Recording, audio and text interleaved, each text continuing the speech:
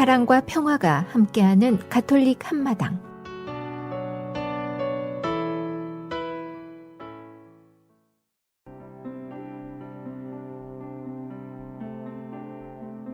복음과 묵상 말씀, 마테오가 전한 거룩한 복음입니다.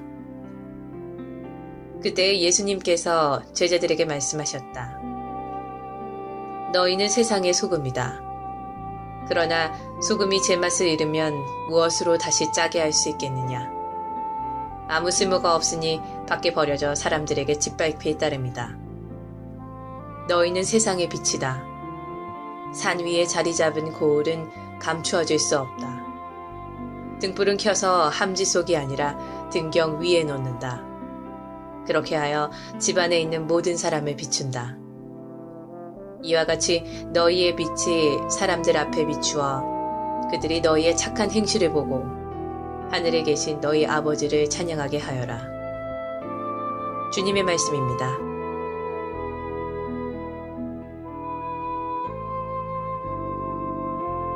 그리스도인이라는 말에 걸맞게 세상을 살아가기란 결코 쉬운 일이 아닐 것입니다. 자신의 이익만을 추구하고 다른 이들의 눈물을 외면하는 것을 정당화하는 자들에게 우리는 복음에서 주님께서 제시하는 사랑의 길, 용서의 길, 정의의 길을 증언해야 합니다. 빛과 소금으로 살아가는 데에는 용기와 희생이 필요합니다. 이러한 실천으로 하느님 아버지의 뜻을 드러낼 때 비로소 참 행복을 체험하게 될 것입니다. 그리스도와 일치를 이루는 가운데 잠시 마음속으로 기도합시다.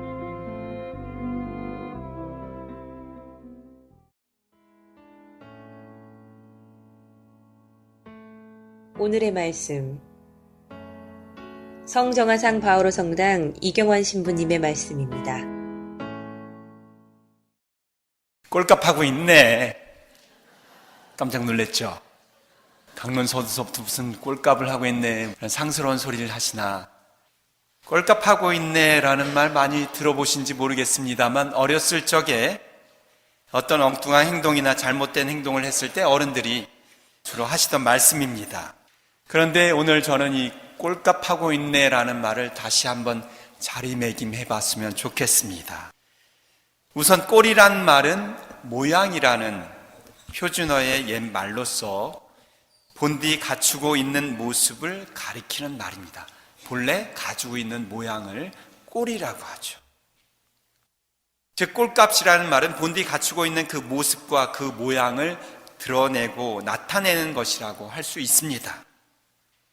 그런데 사실 우리는 이 꼴값이라는 말을 부정적인 의미로 많이 사용해서 오히려 잘못하는 사람들을 비난하는 말로 사용을 합니다. 말하자면 생긴 대로 논다 진짜, 이럴 때 이제 꼴값하고 있네 이런 말을 쓰죠. 하지만 이 꼴값이라는 말의 의미를 제대로 안다면 오히려 꼴값하고 있네 라는 말을 다른 사람들에게 타인의 좋은 행동을 보았을 때 사용을 해야 되고, 또 스스로도 이 꼴값하고 있네 이 말을 자꾸 들으려고 노력을 해야 되지 않을까 싶습니다. 그래서 그 의미대로 쓰고 그 의미대로 우리가 사용을 한다면 꼴값하세요, 꼴값하세요 이런 말을 자꾸 써야 됩니다. 틀린 말이 아니에요.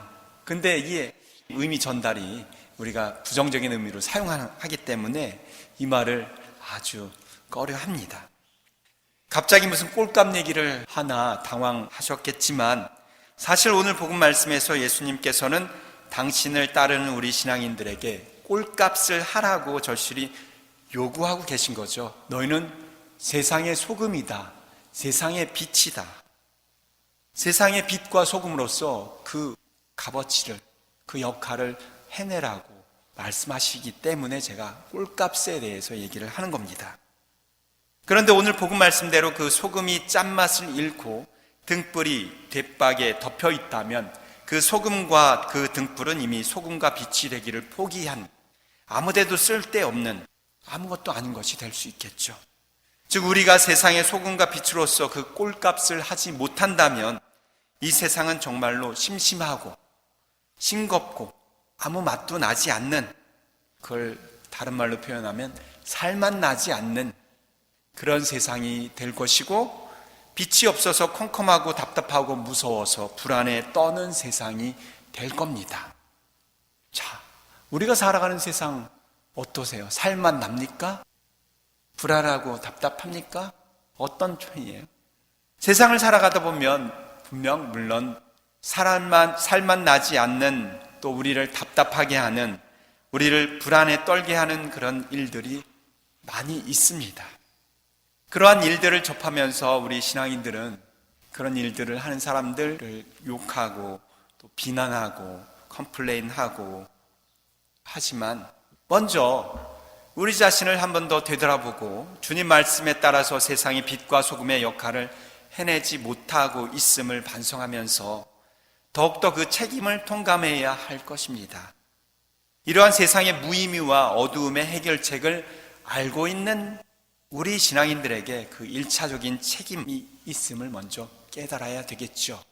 지난주에 제가 여러분들께 빛이 되어라, 세상의 빛, 촛불의 의미에 대해서 말씀드렸는데, 이 세상의 빛이 되기 위해서는 자신을 태워야 하는 그런 희생과 또 자기 내어줌이 있어야 되듯이 소금도 마찬가지가 아닌가 싶어요. 오늘은 소금에 대해서 묵상해 봅시다. 소금이 음식에 들어가서 간을 하고 맛을 내려면 그 음식에 들어가는 그 물에 녹아야 됩니다. 녹지 않고 자기 소금 그대로를 간직하고 있으려면 그 음식에 간이 되지 않고 그 물이 짜지지 않겠죠. 자기 것을 포기하지 않고 희생하지 않고 녹지 않고 자기 소금 그대로 남아있으면 아마 넣을 이유가 없겠죠. 음식에 넣을 이유가 없겠죠. 세상의 소금과 세상의 빛은 이 세상에서 필요한 부분이기는 하지만 그 역할을 해내기 위해서는 나름대로의 자기 내어줌과 자기 희생이 필요하다는 것을 오늘 다시 한번 묵상해보게 됩니다. 오늘 독서와 복음은 우리에게 그래서 그 무거운 책임을 짊어지우게만 하지 않고 자상하게도 우리에게 과연 어떻게 살아야지 살맛 나는 세상이 오는지 방법을 제시해주고 계시죠. 1독서에서 내가 먹을 것을 굶주린 이에게 나눠주는 것, 떠돌며 고생하는 사람을 집에 맞아들이고 헐벗은 사람을 입혀주고 제 골육을 모르는 채 하지 않는 것, 너희 가운데서 멍에를 지우고 삿대질을 그만두고 못된 말을 거두는 것. 그렇게 했을 때 너희의 빛이 어둠에 떠올라 너의 어둠이 대낮같이 밝아오리라고 이사야 예언자를 통해서 주님께서는 우리에게 말씀하십니다. 이 말씀은 바로 인간이라면 기본적으로 갖추고 있는 선한 양심에 따르라는 주님의 호소라고 할 수 있습니다. 저는 신학교에서 성서, 철학, 여러 가지 과목을 배웠지만 그 중에서도 동양 철학을 배웠습니다. 와, 신학교에서도 동양 철학을 가르치는구나. 좀 생소하게 느끼신 분도 있겠지만 한국에서는 동양 철학도 신학교에서 이제 가르칩니다. 그래서 제가 가끔가다 강론 때 부처님 얘기도 하고 또 공자님 얘기도 하고 하는 이유가 그때 배웠기 때문에, 그리고 예수님의 가르침과 너무나 같은 부분도 있기 때문에 사용을 하는 거죠. 공자님께서 가라사대 인지 인위지 도란 바로 이런 것이다 라는 말씀이 있습니다. 공자의 가르침은, 예수님의 가르침은 사랑이지만 공자의 가르침은 인이죠. 인. 공자님은 인에 대해서 뭐라고 말씀하시나? 공자님은 인에 대해서 물어오는 제자들에게 똑같은 이야기를 한 적이 한 번도 없습니다. 그때마다 다 다르게 그 물어오는 사람과 또 그 물어오는 상황에 맞게 인에 대해서 말씀을 해주시는데, 안현이라는 제자, 아마도 확실치는 않은데 안현이라는 제자가 이 인지 인위지 도란 무엇입니까? 이것은 이제 인을 이야기하는 것인데, 인간이 되기 위한 그런 인간의 도는 무엇입니까? 라고 물어봅니다. 그러자 이 안현에게 아주 간단하게 이야기합니다. 근근 신신 시시 피피자자 이렇게 얘기하셨을 거예요. 중국말로. 이 말은 아마 군군 신신 사사부부자자라는 한자 말인데 간단한 말입니다. 인군군자 신하신자, 스승사자, 아비부자, 아들 자자. 무슨 말이냐면 임금은 임금다워야 하고 신하는 신하다워야 하고 스승은 스승다워야 하고 아버지는 아버지다워야 하고 아들은 아들다워야 할 때 바로 인간이 인간을 위한 인간의 도를 이룰 수 있다라고 이야기하신 겁니다. 간단한 내용입니다. 하지만 거기에 정말 사람으로서 사람이 되기 위한 도가 담겨져 있다고 공자님이 말씀하신 거죠. 즉 자신에게 주어진 이름에 합당하게 살아갈 때 사람이 되기 위한 사람의 도리를 다할 수 있다는 말입니다. 이처럼 우리가 세상의 빛과 소금으로서의 꿀값을 하기 위한 방도도 다른 데 있는 것이 아닐 거라 생각합니다. 우리 자신이 각자 맡은 일에서 각자 자신이 불리어지는 이름에 맞는 삶을 살 때 세상은 살맛나게 된다는 것이죠. 즉 부모는 부모답게 자녀는 자녀답게 살아갈 때 가정은 웃음꽃이 가득한 행복한 곳이 될 것이고 대통령은 대통령답게 살고 국민은 국민답게 살아갈 때 아름답고 행복한 나라가 이루어질 것이고 신부는 신부답게 수도자는 수도자답게 신자들 교우들은 신자답게 살아갈 때 우리 신앙 공동체도 하느님 보시기에 아름다운 공동체가 될 것이라는 말이죠. 그렇게 될 때는 지난날의 어둡고 살맛나지 않는 세상의 모습이 사라지게 될 것입니다. 더 나아가서 제2독서 사도 바오로는 하느님의 심오한 진리를 고린토인들에게 전하면서 자신이 지혜롭고 설득력 있는 언변을 쓰기보다 하느님의 성령의 능력에 의탁하는 삶을 스스로 살아왔음을 힘주어 말씀하시면서 하느님의 능력에 바탕을 두는 삶을 살도록 우리에게 권고하십니다. 이 말씀은 바로 우리가 세상의 빛과 소금의 꼴값을 다 하고 있다 하더라도 그 영광을 우리가 받을 것이 아니라 우리를 그렇게 살아가도록 창조하시고 명하시고 이끌어주시는 그분께 영광을 돌리라는 말씀이 아닐까 싶습니다. 오늘 세상의 빛과 소금이 되라는 주님의 말씀을 다시 한번 생각하면서 세상의 빛과 소금인 우리 자신들이 우리 자신을 녹이고 태우면서 이 세상을 밝히고 또 이 세상을 살맛나게 하려고 얼마나 살아왔는지를 다시 한번 가슴에 손을 얹고 생각해 봤으면 좋겠습니다. 이 세상의 빛과 소금으로서의 꼴값을 다하기 위해서는 각자 자신에게 주어진 이름에 걸맞는 삶을 살아야 할 것이고 그러한 삶을 멋지고 살맛나게 이루어 갈지라도 그저 우리 신앙인들은 하느님께서 창조하신 모상대로 살아서 하느님의 영광을 드러낼 수 있는 겸손한 마음으로 하느님 능력의 바탕을 둘 수 있도록 노력하면서 하느님께 은총을 청해야 되겠습니다. 또 여러분, 이 세상의 빛과 소금이 되도록 꼴값 하십시오. 아멘.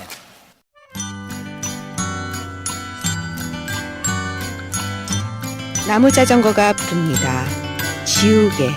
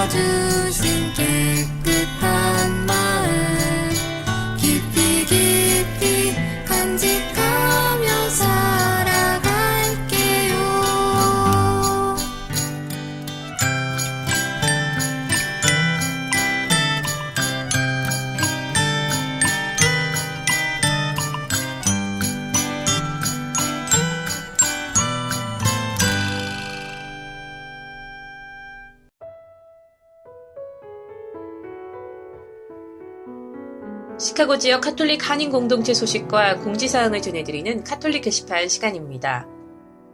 성정화상 성당 예비자 교리반 안내입니다. 2014년 8월 15일 성모 승천 대축일에 영세를 받게 되는 영세자 교리 교육이 시작됐습니다. 영세를 권하고 싶으신 분이나 이웃들, 그리고 교리를 새로 배우시기 원하시는 신자 여러분의 많은 참여 부탁드립니다. 주일 과정은 매주일 오전 8시 45분에서 10시 40분까지, 수요일 과정은 오후 8시 45분에서 10시 30분까지, 2월 28일까지 등록받습니다. 자세한 사항은 성당 사무실 847-699-6334 또는 성교분과 773-255-1396으로 연락하시기 바랍니다. 성경 기도회 모임 안내입니다. 우리가 편안한 몸과 마음으로 자유로이 주님께 기도하며 찬양할 때 주님께서는 우리에게 모든 것을 헤쳐나갈 수 있도록 힘과 지혜를 주십니다. 혼자가 아닌 둘 이상 모인 곳에서 주님의 이름으로 기도할 때 은혜와 축복을 주시기 위하여 우리를 기다리고 계십니다. 매주 금요일 오후 8시 성정화상 성당 소성당에서 함께 모여 기쁨의 힘을 주님께 청해봅시다. 문의는 847-975-9669 김율리안나입니다. 성정화상 성당 청년의 회원 모집 안내입니다. 청년의 미사는 매주 토요일 오후 8시 특전 미사이고 성경 나눔 및 모임은 미사 후에 갖습니다. 만 21세부터 미혼인 신자 혹은 예비 신자 모두 환영합니다. 피정, 캠프, 그리고 휴일마다 서로 모여 친목을 다지기도 하며 주님 안에 하나하나 모여 아름다운 추억을 만들어 나가는 청년회입니다. 문의는 회장 김지윤 루치아 jkim4uiuc@yahoo.com입니다. 성정화상 바오르 성당 배드민턴 동호회 모집 안내입니다. 주님 안에서 일치를 이루며 기쁨과 나눔의 공동체인 정화상 배드민턴 동호회는 작은 성녀의 장이 되어 보시기 좋은 사랑의 공동체가 되도록 실천하는 사람들의 모임입니다. 오셔서 건강과 행복을 느끼는 기회가 되셨으면 합니다. 시간은 매주 목요일 오후 8시에서 10시, 토요일은 오후 7시에서 9시까지이고 장소는 성정화상 성당 체육관으로 연락처는 장진원 유토스 630-991-8161입니다. 시카고 지역 성당 안내입니다. 시카고에 위치한 한국 순교자 성당 연락처는 773-205-5685, 알스타이스카에 위치한 성 김대건 안드레아 성당 연락처는 630-250-0576, 네이퍼빌에 위치한 한국 순교자의 모후 성당 연락처는 630-794-0203, 데스플레인에 위치한 성정화상 바오로 성당 연락처는 847-699-6334입니다. 바티칸 소식입니다. 한국 카톨릭 교회가 통합 추진해온 하느님의 종 윤지충 바오로와 동료 순교자 123위의 시복이 마침내 결정됐습니다. 한국주교회의와 각 교구가 별도로 진행하던 시복 사업을 1997년 한국주교회의 추계 정기총회에서 통합 추진하기로 결정한 지 17년 만에 쾌거입니다. 교황청 시성성 장관 안젤로 야마토 추기경은 지난 7일 교황 프란치스코를 개인 아련한 자리에서 하느님의 종 124위의 시복 경과를 보고했고 교황은 시복을 제가하며 시복을 승인하는 교령을 반포하도록 허락했습니다. 이와 같은 사실은 지난 8일 교황청 바티칸 뉴스를 통해 공개되었습니다. 교황의 최종 제가에 앞서 마지막 단계인 시성성 추기경과 주교단 심의는 4일 통과했습니다. 한국교회는 지난해 10월 1일 하느님의 종 124위의 포지시오가 교황청 시성성 신학위원회 심의를 통과한 후 주교회의 추기 정기총회에서 시복 시성 주교 특별위원회에 일임을 하고 시복 결정에 대비해 왔습니다. 특히 124위 시복 결정은 2009년 5월 교황청 시성성에 시복 청원서를 공식 접수한 후 5년도 지나지 않아 내려진 것으로 이례적으로 신속하게 진행됐다는 평가입니다. 마산교구장 안명옥 주교는 보통 시복 청원서를 접수하면 시복 결정까지 10년이라는 것을 감안한다면 교황청 시성성이 우리 한국 교회의 역량과 평신도들의 노력을 인정했다고 볼 수 있다고 말했습니다. 안주교는 올 8월로 예상되는 시복식 후 향후 시성 절차에 관해서는 복자가 성인이 되려면 기적심사를 통과해야 하는데 짧게는 10년, 길게는 50년이 걸릴지 모르는 만큼 기도운동이 중요하다고 밝혔습니다. 124위의 시복이 결정된 현 시점에서 최다의 관심사는 시복식을 교황이 주례하는지 여부와 시복식 시기입니다. 아시아뉴스는 이에 대해 4일 공식적으로 확정되지는 않았지만 교황이 한국을 방문할 가능성은 매우 확실하다며 교황이 대전교구가 주관하는 8월 아시아 청년대회에 참석해 8월 15일 성모승천 대축일에 순교자 124위 시복식을 주례할 것으로 예상된다고 보도했습니다. 시복식이 한국에서 열린다면 그 장소로는 103위 성인 시성식이 열렸던 서울과 124위 대표 순교자 윤지충의 순교지인 전주 등이 거론되고 있습니다. 지금까지 카톨릭 게시판 시간이었습니다.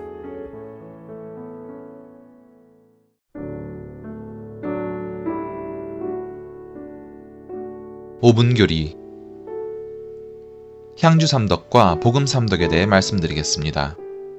향주삼덕은 하느님과의 관계에서 인간이 지녀야 할 기본적 덕행으로 신덕, 망덕, 애덕을 말합니다. 덕행이란 일반적으로 어질고 착한 행실을 말하며 그리스도교적으로 볼 때 신앙에 비추어진 올바른 이성에 따라서 행동할 수 있게 하는 좋은 습성이라고 정의할 수 있습니다. 향주삼덕에서 첫 번째로 우리 영성생활의 근원은 신덕입니다.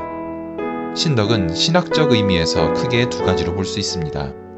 하나는 하나님께서 인간에게 거저주신 은혜이며 능력으로서 인간은 이 은혜로 하나님을 믿을 수 있게 되는 것입니다.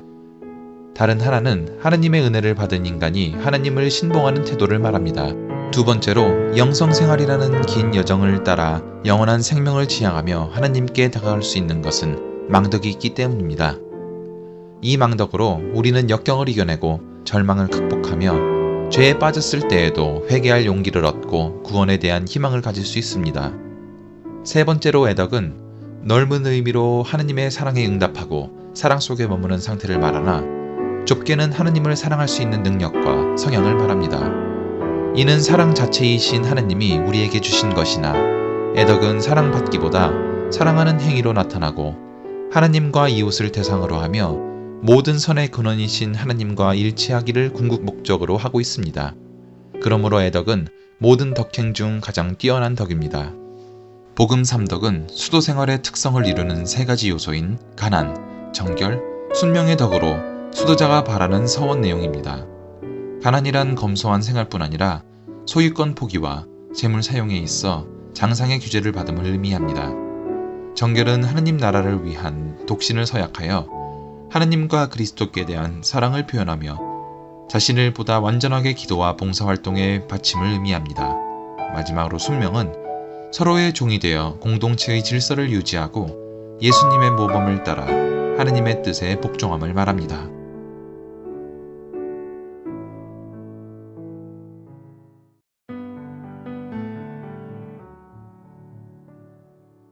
성인들의 생애 성 치릴로와 성 메토디우스 성 치릴로와 그의 형인 성 메토디우스는 그리스의 테살로니카에서 고관의 아들로 태어났습니다. 성 치릴로는 콘스탄티누스라는 이름으로 세례를 받고 어린 나이에 콘스탄티노플의 왕립학교에 보내져서 성 포티우스의 문화생으로 공부하다가 사제가 되었고 그 후 그 대학에서 교수가 되었습니다. 그리고 성 메토디우스는 옵시키온 지방의 슬라브 식민지 가운데 한 지역을 맡는 총독이 되었다가 사직한 후로는 은수자가 되었습니다. 863년에는 모라비아 왕국의 왕 로스티슬라프의 요청에 따라 성 포티우스 주교는 성 치릴로와 성 메토디우스를 모라비아인들의 개종을 위해 파견하였습니다. 비록 그들을 개종시키는 데에는 큰 성공을 거두지 못했으나 두 형제의 슬라브어 실력은 대단하여 성 치릴로는 선교를 위해 성서를 고대 슬라브어로 번역하였고 그리스 문자에 기초하여 슬라브 알파벳을 만들었습니다. 최종 확정된 키릴 문자는 아직도 현대 러시아어와 많은 다른 슬라브 언어의 알파벳으로 사용되고 있습니다. 하지만 그들은 독일 성직자들의 원성을 사게 되었는데 그 이유는 그동안 라틴어만 사용하던 교회의 전례에서 슬라브어를 사용한 것과 또 그들이 콘스탄티노플에서 왔으므로 혹시 서방교회의 이단의 일파가 아닌가 하는 의심이 있었기 때문입니다. 그들이 로마에 머무는 동안 성 치릴로는 수도자가 되었고 그 이름이 널리 알려졌으나 건강이 악화되어 모라비아로 돌아가지 못하고 869년 2월 14일 수도원에서 운명하여 로마의 성 클레멘스 대성전에 안치되었습니다. 한편 성 메토디우스는 교황 투사로서 모라비아의 슬라브족계에게 돌아갔습니다. 하드리아누스 2세 교황은 성 메토디우스를 판노니아와 모라비아 지방 전체를 관할하는 시르미움의 대주교로 임명하였습니다. 870년 독일의 왕 루드비히 2세와 독일 주교들은 성 메토디우스를 쫓아내기로 결정하고 그를 가두었습니다. 그는 3년간 스바비아에서 귀양 생활을 하다가 교황 요한 8세의 중재로 자유의 몸이 되어 자기 교구로 돌아갈 수 있었습니다. 독일 교회와 성 메토디우스 간의 투쟁은 그의 일생을 두고 계속되었습니다. 독일 교회와 성 메토디우스 간의 투쟁은 그의 일생을 두고 계속되었습니다. 결국 그 모든 투쟁은 그가 건강 악화로 인해 885년 4월 6일 파스카 목요일에 자신의 주교자에서 세상을 떠날 때까지 계속되었으니 그는 참으로 힘든 생애를 살았습니다. 그러나 성 메토디우스와 성 치릴로는 슬라브 민족의 선교사로 불리며 동유럽 교회와 그리스 정교회에서 큰 공경을 받고 있습니다.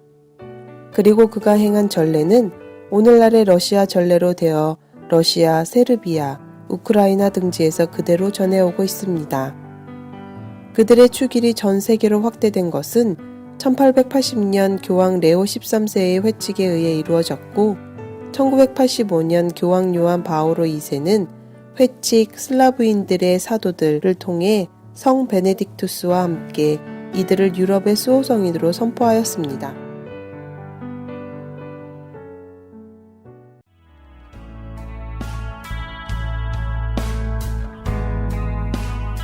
지금까지 시카고 성정화상 바오로 성당 제공 가톨릭 한마당이었습니다.